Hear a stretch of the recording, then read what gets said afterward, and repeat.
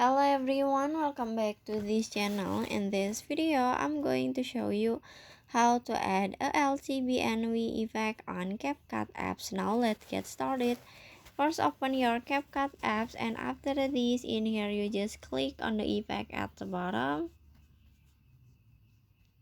And then you can click on the video effect. And at the menu, you can swipe until you can see split. And then you can click on it. And after this, in here you can see a LTBNV effect, this one. So you just click on it and then click check icon.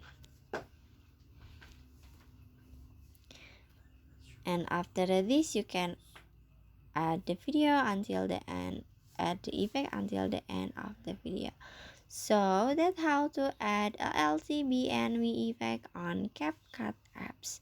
I hope you found this video to be helpful. If you enjoyed the content, please consider like, comment, and subscribe down below. Bye bye.